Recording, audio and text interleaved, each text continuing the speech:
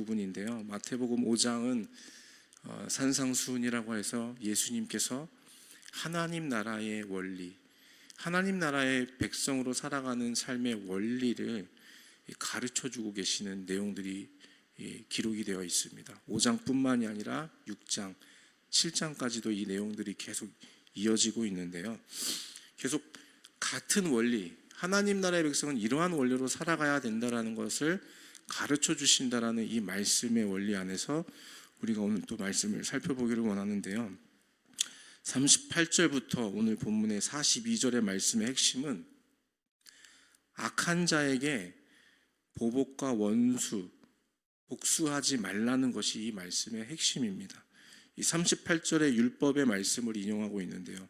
그 율법의 말씀에 의하면 눈은 눈으로, 이는 이로 갚으라, 이 말씀을 주셨다라고 하시는데요. 사실은 이 율법의 말씀도 복수해라, 안갚음을 잘 갚아라, 이런 의미로 주신 것이라고 보기보다는 이 말씀을 주신 이유는 보복과 복수에 대한 한계, 그 경계를 정해 주심으로 인해서 또 다른 죄악의 연속을 중단시키기 위한 목적으로 이는 이로 눈은 눈으로 갚아라, 이렇게 말씀을 주셨다라는 것이에요. 이렇게 말하면 무슨 말인지 잘 모르시겠지만 예를 들면 좀 이해하기 쉽습니다. 예를 들면요, 아이 둘이 싸우는데 한 아이가 다른 아이를 한 대 때렸어요. 그러면 한 대 맞은 아이는 한 대 다시 돌려주려고 하는 것보다 내가 한 대 맞았으니 넌 한 대 더 맞아야 돼, 한 대 더 때리려는 심보가 있는 것이죠. 내가 한 대 맞았는데 다른 아이, 내가 한 대를 맞고 내가 다시 그에게 돌려줄 때에는 한 대 맞은 것 플러스 한 대를 더 돌려주는 게 사람의 심보라는 것이죠. 이런 걸 하지 말라는 거예요. 율법을 주신 이유, 이는 이, 눈은 눈으로 갚아라 하라 말씀하시는 것은 한 대 맞았으면 한 대 돌려주는 것으로 마무리해야 된다라는, 그래서 그 이상 넘어가지 말라는 그 의미로서 율법도 이는 이, 눈은 눈으로 이렇게 갚아라 말씀하신 것이지, 네가 한 대 받은 거 반드시 그대로 돌려줘야 된다, 그러한 의미로 주신 것은 아니라는 것이에요. 만약에 이 율법의 말씀을 주시지 않았다면 내가 한 대 맞고 두 대 때려도 괜찮은 거예요. 그 경계가 없어지는 것이죠. 그러면 두 대 맞은 사람은 어떻습니까? 나는 한 대밖에 안 때렸는데 두 대를 때렸네? 다시 한 대를 돌려주겠죠. 근데 한 대 돌려주면서 다시 한 대만 돌려주나요? 또 두 대 때리겠죠. 그러면 이게 끝이 나지 않은 죄악의 연속이 된다는 것이에요. 그런 것을 하지 말라고, 그것을 정해 주신 것이 바로 이는 이, 눈은 눈으로 갚아라, 이 한계를 정해 주셨다라는 것이죠. 이게 구약의 율법의 원리예요. 그 말씀을 주신 원리. 근데 사람들은 이것을 그대로 갚아야 된다, 우리는 이렇게만 생각을 하는데 사실 율법을 주신 목적은 그와 다르다라는 것이죠. 그 죄의 한계를 정해 주시기 위해서 이 율법을 주셨다라는 것이에요. 그런데 오늘 예수님은 이 율법의 말씀, 이 원리에서 한 발 더 나아가십니다. 예수님의 가르침은 무엇이냐면 이런 보복을 아예 하지 말라는 것이에요. 한 대 맞았으면 다시 한 대 돌려주는 것, 한 대까지는 괜찮아, 율법이 그걸 얘기하고 있다면 예수님은 하지 말라는 거예요. 그것 자체도. 이것이 바로 예수님의 가르침 핵심이에요. 악을 상대하지 말아라. 오늘 본문에 보시면 39절의 말씀을 이렇게 표현하고 계신데요. 악한 자를 대적하지 말라. 이게 지금 예수님께서 가르쳐 주시는 율법의 핵심인 거예요. 말씀의 핵심. 악한 자를 대적하지 말라, 상대하지 말라. 앞에서 말씀드렸던 것 같이 이것이 바로 하나님 나라의 원리를 따라가는 사람의 모습이라는 거예요.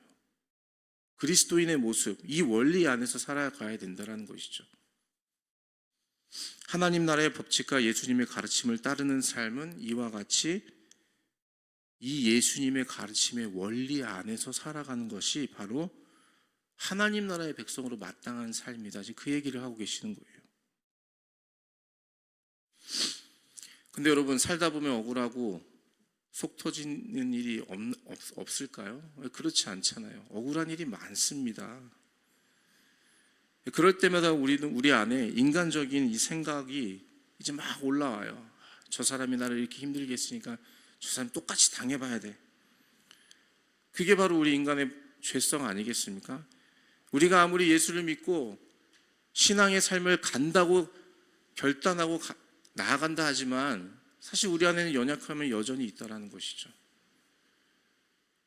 억울한 일을 당하고 속 터지는 일을 당할 때 우리 안에는 이 마음, 우리의 죄성의 마음이 막 이 안에서 끌어오른다는 것이에요.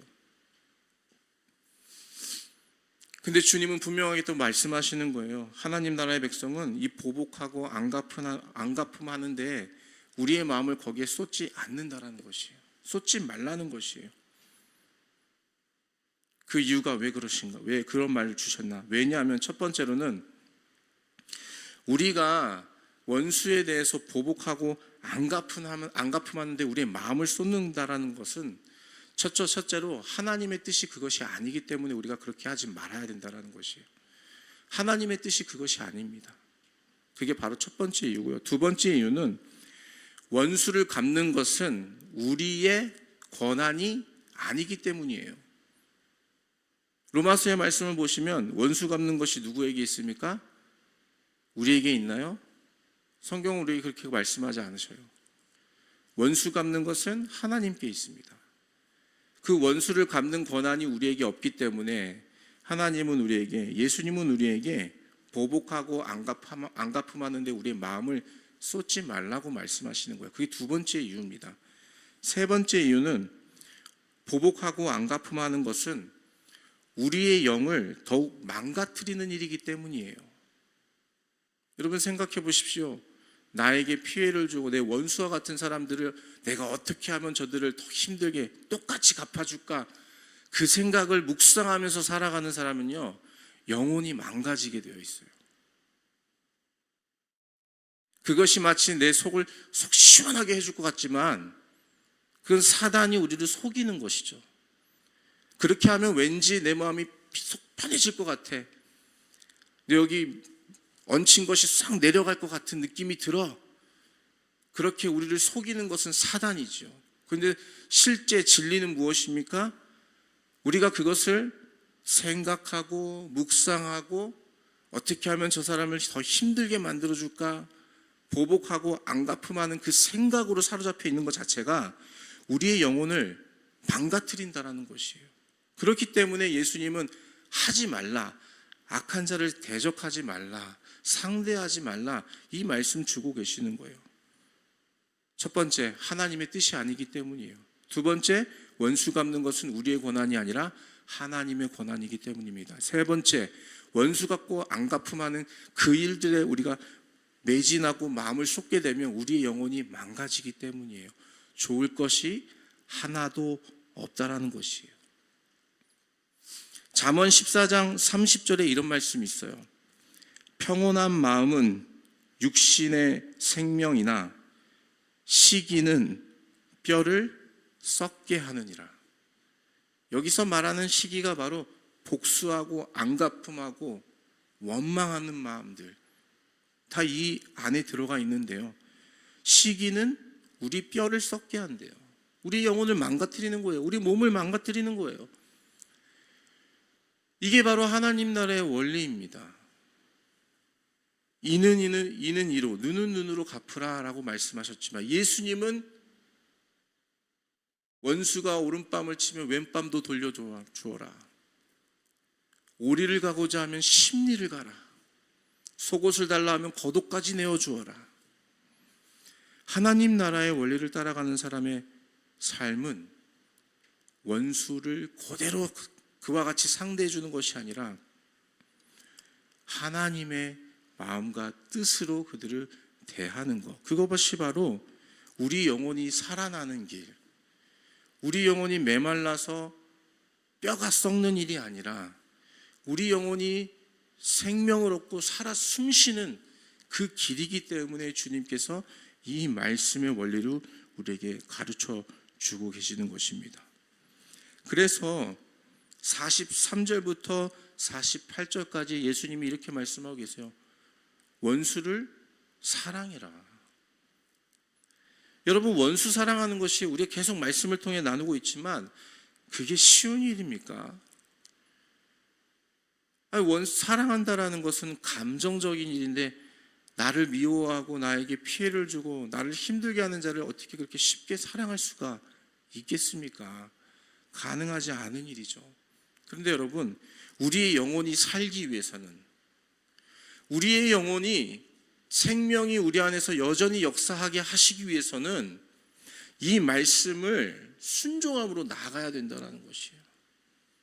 사단이 우리 앞에 덫을 던져주는 것이죠. 원수를 통해서. 근데 그 사단이 놓은 덫에 걸리는 것이 무엇입니까? 그 사단의 계획대로 그 원수를 우리가 미워하고 그에게 똑같이 대해주는 것, 그게 바로 사단의 덫에 걸리는 것이에요. 그렇게 되면 어떤 일이 생기는 것입니까? 우리의 영혼이 메말리게 되는 거예요. 우리 안에 역사하시는 성령께서, 우리 안에 내주하신 성령께서 일하지 못하도록 방해하는 거예요. 우리 스스로가. 우리 안에 있는 생명이 역사하지 못하도록 우리 안에 그것을 방해하게 만드는 것이 바로 이 사단의 덫에 걸리는 것인데, 그것이 바로 원수를 똑같이 대적해 주는 거예요. 오늘 본문의 말씀에도 이렇게 말씀하시죠. 사랑할 만한 사람을 사랑하는 것, 그건 세상도 하는 것이다. 세리도 그와 같이 한다는 것이에요. 여기서 말하는 세리는 죄인들 말하는 거 아니겠습니까? 당시 손가락질 받고 지탄받는 사람들이 바로 세리들이었는데, 세리들도 자기를 사랑해 주는 사람을 사랑하는데 어떻게 예수를 믿는다고 하면서 하나님 나라의 뜻을 따라 살아가는 너희들 안에 그들과 다를 것이 없는 여전히 똑같은 삶을 산다고 하면은 그게 무슨 예수님 믿는 삶이냐 이거예요. 이걸 지금 반문하고 계시는 것이거든요. 사랑할 만한 사람을 사랑하는 것은 세상 사람도 하는 것이에요. 죄인들도 하는 것입니다. 그러나 사랑할 수 없는 자를 사랑하는 것, 사랑할 수 없는 자를 위해서 기도하는 것, 그것은 세상이 결코 흉내낼 수 없는 하나님 나라의 백성만이 소유하는 특별한 삶의 원리이며 특권이라는 거예요. 거기서부터 생명이 나오는 것이죠. 세상 사람들은 이해하지 못할 거예요. 아니, 똑같이 갚아줘야지. 아니, 저 사람이 저렇게 했는데 당연히 똑같이 갚아줘야지. 안 갚아주면은 저 사람들 버릇 나빠져서 계속 그러고 살 거야. 우리에게 그 합리적인 이유를 찾으려고 합니다. 그러나 주의 말씀은 분명하게 말씀하고 계세요. 악한 자를 대적하지 말라. 오히려 원수를 사랑하라. 왜 그렇습니까? 이것이 바로 숨겨진 하나님 나라의 원리이고 비밀이기 때문이에요. 이렇게 살아가는 자들에게만 주어주시는 하나님의 그 생명이 바로 여기서부터 시작되기 때문이에요.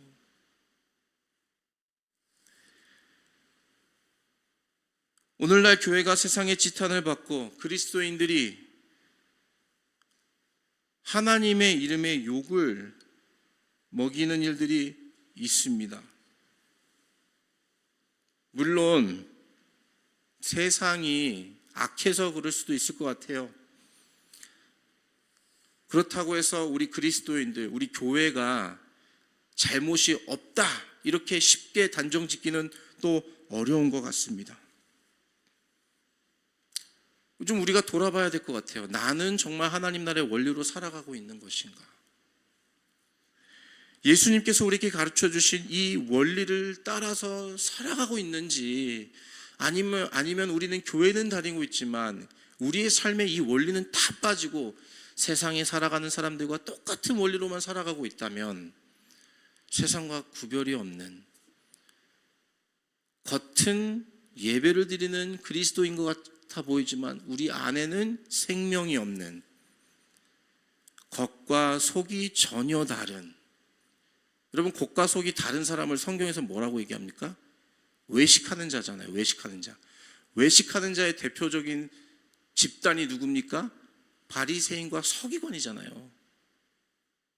어쩌면 저와 여러분의 삶이 겉은 예배를 드리고 있고 교회를 다니고 있고 봉사를 하고 있지만 우리의 안에는 이 하나님 나라의 원리를 따라 살아가는 삶의 모습이 없다면 겉과 속이 다른 바리새인과 서기관과 전혀 다를 것이 없다라는 것이죠. 세상과 구별이 없다라는 것이에요. 그렇게 될 때에 세상이 욕하는 거예요, 교회를. 세상이 그리스도인들을 욕하는 거예요. 아, 저 교회 가봤자 다 똑같아. 저 교회 다니는 사람들 봐봐. 구별됨이 없는 것이죠. 그때에 하나님의 이름이 땅에 떨어지게 되는 거예요. 안타까운 일인 것이죠. 마태복음 5장에서 예수님이 계속해서 주님의 나라의 원리를 가르쳐주고 계셔요. 오늘 말씀에도 분명히 말씀하고 계십니다. 원수를, 악한 자를 대적하지 말라. 오히려 원수를 사랑하라.